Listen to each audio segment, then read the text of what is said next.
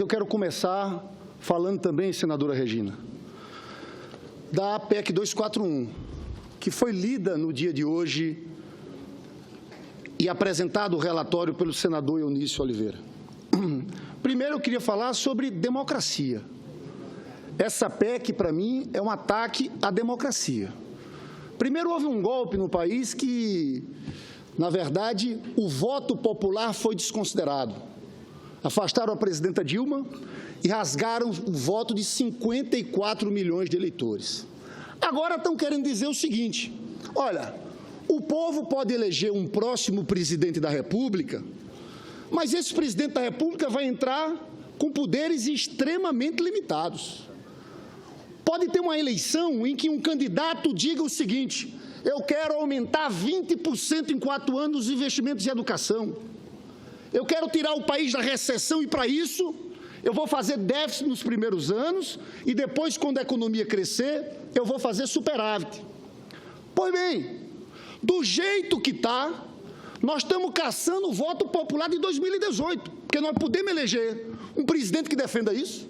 Eu cito um exemplo: Luiz Inácio Lula da Silva, Ciro Gomes ou outros que defendem uma política diferente dessa, mas o presidente será eleito num programa consagrado pela maioria do povo, mas não vai poder executar o seu programa, porque está claro aqui nas determinações da PEC 241 que nós vamos ter uma limitação dos gastos de acordo com a inflação pelos próximos 20 anos, perpassando os próximos mandatos presidenciais.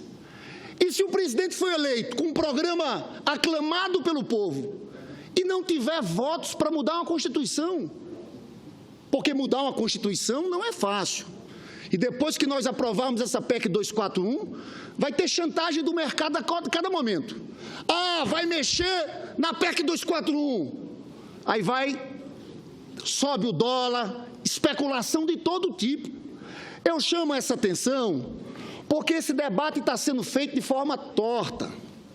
Primeiro, o país tem uma dívida e teve déficit por 2 anos seguidos. Agora, existem gastos primários e os gastos nominais. Eles querem congelar apenas os gastos primários. Quais são os gastos primários? Gasto em previdência social, em saúde, em educação. Quais são os gastos nominais? Nos gastos nominais inclui juros, que é pago para o sistema financeiro, para os grandes empresários que vivem de aplicação em títulos da dívida pública. Em 2014, o nosso déficit foi de 6,7% do PIB. 0,6% foi de gastos primários. 6,1% foi de pagamento de juros, mais de 500 bilhões aos banqueiros e aos rentistas desse país. Em 2015, o déficit foi de 10,3%. 8,5% foi de pagamento de juros. Pois bem, isso eles não falam. Eles não querem colocar nenhum limite aqui em pagamento de juros. É só o limite nos gastos primários. Volto a dizer: saúde, educação, cultura, segurança. E aqui, senhores, eu vou entrar no concreto. Eu já falei aqui, se essa PEC existisse há 10 anos atrás, o orçamento da educação, que foi de 103 bi, seria de 31 bi.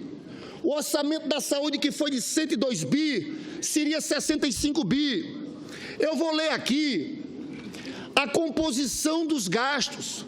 Vai ficar claro, senador Lazier, que eles só têm um caminho para fazer essa PEC funcionar, porque eles dizem que vão cortar. Hoje nós gastamos 19,8% do PIB em gastos primários. Eles querem, em 10 anos, cair 5 pontos percentuais do PIB. Agora eu pergunto, da onde corta? De juros não corta. Só vai sobrar o quê? Benefícios previdenciários desses 19,8%. 8,1% benefícios previdenciários. 3,3% despesas obrigatórias, abono e seguro-desemprego, BPC, BPC, eu repito sempre, é um salário mínimo que é pago para idoso com mais de 65 anos, pessoa com deficiência, com renda inferior a um quarto de salário. Vamos mais, despesa obrigatória. Você tem subsídios agrícolas. Então, dos 19,8, 8,1 são benefícios previdenciários, 3,3 outras despesas obrigatórias, 4,2 pessoal em cargos sociais e 4% do PIB de despesas discricionárias. O que é isso aqui? Despesas discricionárias. Tudo que é investido em educação, em saúde, em assistência social. O corte maior vai se dar aqui. Vai se dar aqui. E não tem jeito. Como o governo calcula que vai sair de 19,8 para 14,8 em 10 anos, eu quero trazer aqui os números do Bradesco. O Bradesco diz o seguinte, que as despesas discricionárias não obrigatórias vão encolher em 10 anos de 2,37% do PIB para 0,21% do PIB. As despesas com pessoal, eu falo para os funcionários públicos, a proposta deles é 10 anos de reajuste zero. Pelo cálculo do Bradesco, funcionário público tendo reajuste zero por 10 anos, porque muita gente esqueceu. Na hora de atacar o PT, Lula e Dilma, era uma coisa. Esqueceram que Fernando Henrique Cardoso foram 8 anos de reajuste zero do funcionalismo público. Nenhum centavo. Pois bem, eles estão propondo isso aqui, reajuste zero. E no cálculo do Bradesco, despesa com pessoal cai de 4,17% para 3,11% do PIB. Despesa obrigatória cai de 5,54% para 1,77%. O que é despesa obrigatória? É tudo que eu falei, pessoal. Eles vão querer aprovar uma reforma da Previdência draconiana. Primeiro, colocar a idade para se aposentar de 65 anos. O Temer se aposentou com 55. O ministro Padilha se aposentou com 53. O Gedel Vieira Lima se aposentou com 51. Mas querem aumentar todo mundo agora para 65 anos. E eles querem tirar, fundamentalmente, a vinculação do salário mínimo com o benefício previdenciário. 70% dos aposentados brasileiros ganham salário mínimo. É isso que a gente está vendo. Um ajuste em cima do povo trabalhador. Um ajuste em cima do funcionalismo público. Eu desafio um senador da base governista me dizer aonde os mais ricos estão contribuindo com esse ajuste. Aonde os banqueiros estão contribuindo? Aonde os grandes empresários estão contribuindo? Não tem nada. É só em cima do povo trabalhador. Porque quando você fala em cortar recursos de saúde pública, educação pública, nós estamos falando em salário indireto do trabalhador. A mesma coisa na Previdência Social. Então, esse aqui é um pacote de maldades que vai ter um efeito terrível na economia brasileira. Porque, senador Medeiros, para a economia crescer, num momento como esse, tem que haver ampliação de investimentos e gastos sociais. Aí é aqui onde está o erro de base. Não dá para aceitar que o problema fiscal brasileiro foi porque se gastou muito. Os senhores sabem que em 2015 não houve aumento de gasto. O que houve foi uma frustração de receitas, porque a economia está em recessão. E também porque houve um aumento do pagamento de juros, que era de 4,5% em 2014. Subiu até 9,1% em janeiro de 2016. Mas eu quero aqui citar o que vai vir junto com essa PEC. Para eles aprovarem essa PEC e reduzirem, como estão propondo no projeto, 5 pontos percentuais do PIB em 10 anos, eles só vão conseguir fazendo o seguinte roteiro. 1.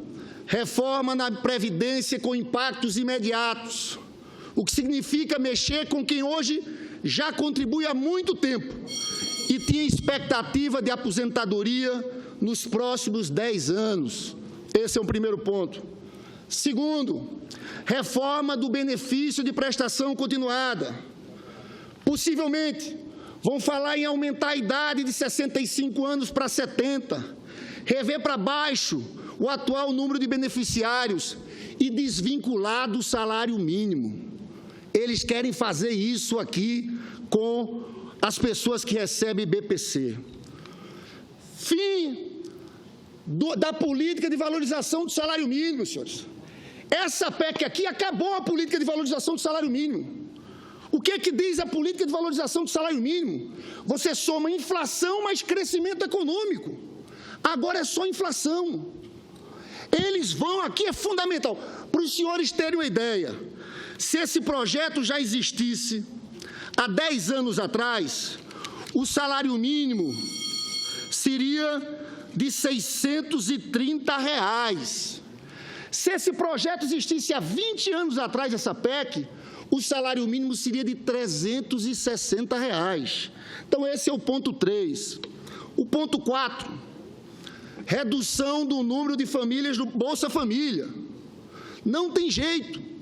Para economizar os 5% do PIB, eles vão ter que entrar aqui. É por isso que eles falavam antes, em reduzir o Bolsa Família para os 5% mais pobres. Reforma do abono salarial e seguro-desemprego. Redução de subsídios agrícolas e industriais. Redução de investimentos públicos. O senador Humberto Costa está com total razão. A primeira coisa, é mais fácil, é cortar investimento. Foi o que aconteceu nos ajustes fiscais do Brasil. Como tinha vinculação de receita com a educação e de saúde, sobrava para o investimento. No do Levi foi 40% de investimento que foram cortados. E não há investimento privado nesse país sem investimento público. Redução dos gastos de saúde e educação em relação ao atual mínimo constitucional. Como é que é hoje? Hoje existe o seguinte, tem um piso. A União tem que investir 18% da receita líquida em educação. Estados, 25%. Município, 25%. Os senhores sabem que eles estão acabando com isso? Estão tirando. Estão tirando. Eu faço um desafio. Eles que vêm aqui e que dizem, não está reduzindo o recurso da educação, então por que não deixa o piso? Por que não deixa o piso? É porque eles sabem que vai ter que reduzir. É draconiano o que eles estão fazendo aqui. Mas redução de diversas leis e atos normativos de repasse a estados e municípios, como o repasse do custeio ao CRAS e CREAS, o piso de atenção básica da saúde, os procedimentos de média e alta complexidade, o repasse às creches do Brasil Carinhoso, redução das políticas finalísticas de todos os ministérios. Vamos ter ministérios completamente destruídos. Ciência e tecnologia, cultura. Fim da reposição da inflação nos salários dos servidores públicos. Esse eu já falei. É a volta da velha política do Fernando Henrique Cardoso. Quem quiser esperar para ver, eu garanto que está escrito e está aqui claro, não tem jeito deles chegarem nessa proposta de corte de gastos se existir aumento de salário para o servidor público. Então, é isso que nós estamos discutindo nessa casa. Eu, sinceramente, aposto no outro caminho para recuperar a economia do país.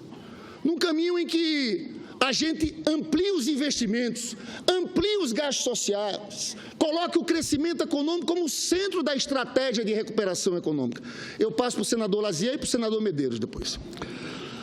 Obrigado, senador Lindbergh. Nós estamos iniciando nesta casa o grande debate desta PEC. Não temos ainda uma perspectiva de como vai terminar tudo isso. Agora, eu quero formular essa parte não como integrante da base do governo, porque não sou da base do governo, eu sou um senador independente, sou do PDT. Agora, a pergunta que se faz, senador Lindbergh, é que outra alternativa existirá? Vossa Excelência fala que não haverá reajuste. Haverá pequenos reajustes condicionados à taxa da inflação, mas haverá reajustes. Vossa Excelência fala que não se menciona até agora em taxar ricos e banqueiros. Mas aí eu faço a pergunta, mas e o governo Dilma e o governo Lula o que taxaram banqueiros e ricos. Que história que nós temos, não aconteceu nada com relação a eles.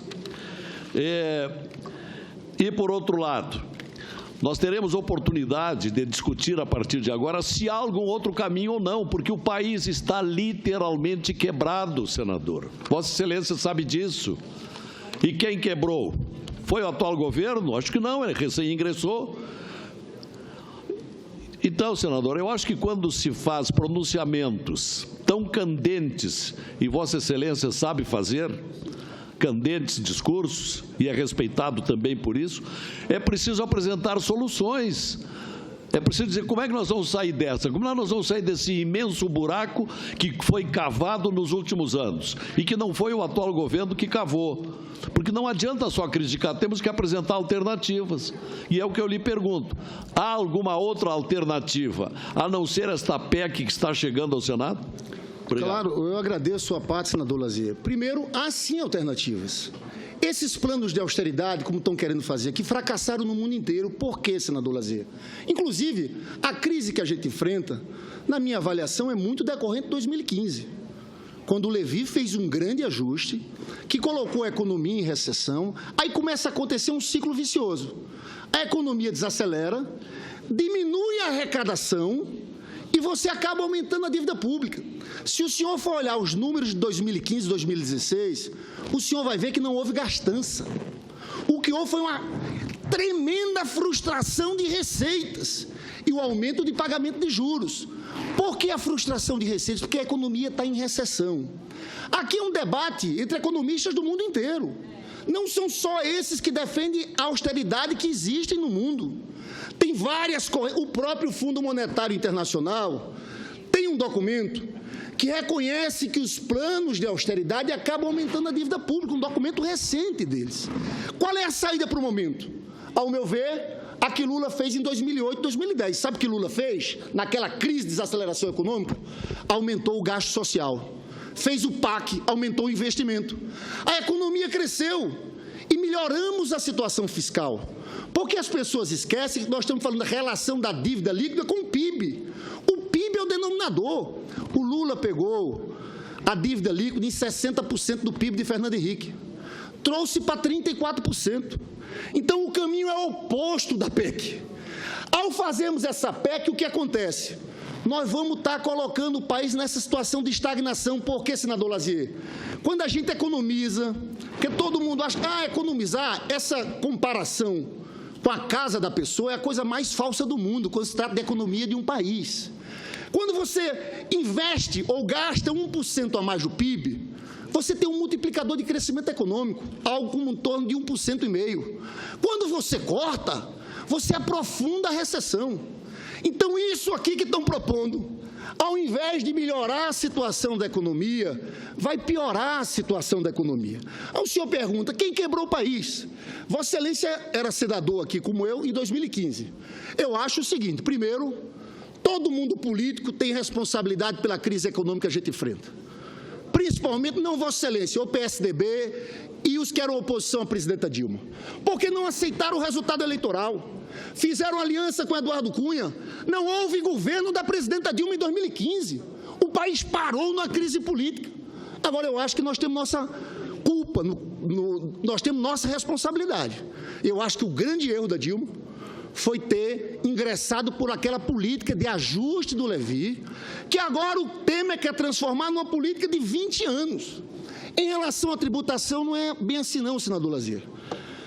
O presidente Lula fez a CPMF, que sustentava a saúde. Foram os setores de oposição a ele nesse Senado que tiraram. A presidenta Dilma mandou um projeto aqui para acabar com a aberração que só beneficia grandes empresários do país, que é juros sobre capital próprio.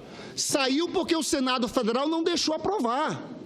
Nós aprovamos, queríamos taxar em 20% o alíquota para bancos. O PSDB aqui derrubou, foi para 15%.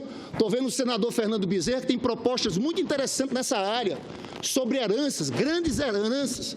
Então, esse tema do sistema tributário, ao meu ver, tinha que existir em conjunto com esse debate da PEC 241.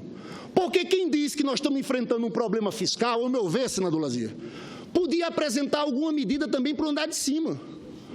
Mas Paulo Scarfe da Fiesp não deixa. Aumentar imposto para banqueiro ou para empresário, eles não deixam. Então, eu acho, sinceramente, está faltando aqui uma medida equilibrada. Eu não acho que o centro é o ajuste fiscal.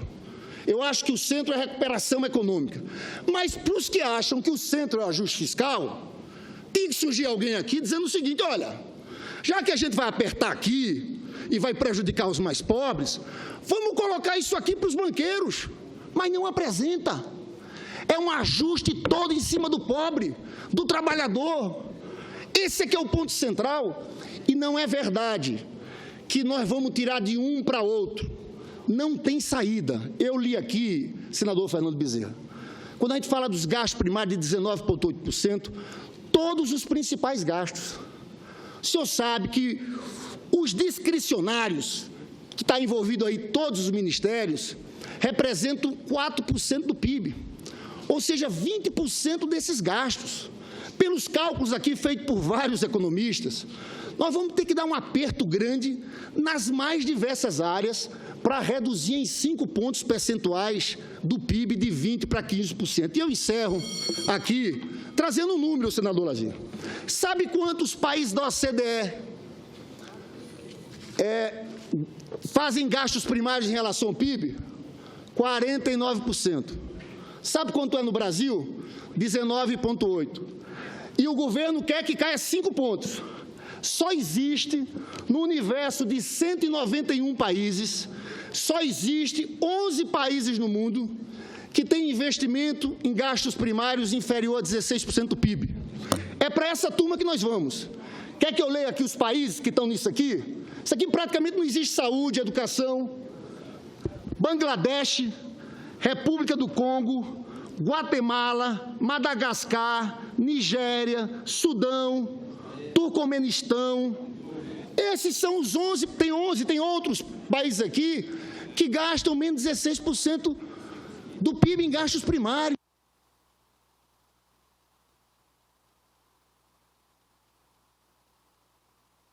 Só para concluir, olha, tem duas formas de acabar com diminuir a desigualdade social. É na hora da arrecadação de impostos. Isso, infelizmente, no Brasil, milionários não pagam impostos. Quem paga imposto é funcionário público, classe média e os mais pobres. A segunda forma é no gasto social. E aí, até o maior dos críticos de Lula sabe que ele aumentou o gasto social nesse país. Saiu de 13% do PIB para 17% do PIB. E foi aí que houve a diminuição da desigualdade social. Eles querem, nessa PEC 241, acabar com isso, acabar com o gasto social, acabar com a ampliação de recursos, que no governo do presidente Lula e da presidenta Dilma, nós ampliamos o gasto em educação em 140%, muito acima da inflação. Então, essa PEC aqui mostra o tamanho da irresponsabilidade social das elites desse país. Eu concluo mesmo. Pensam só nos seus lucros. A gente pode resumir essa PEC em um objetivo central. Eles querem agora, primeiro, reservar recursos para o superávit primário, para pagar juros aos banqueiros e aos grandes empresários. E o resto é o que sobrar. O que sobrar depois de pagar dinheiro para os banqueiros, aí você aperta. Educação, salário de funcionalismo, previdência social. Essa PEC é a PEC do fim do mundo. É uma PEC dos ricos. É uma PEC contra os trabalhadores e o povo brasileiro. Muito obrigado, senhor presidente.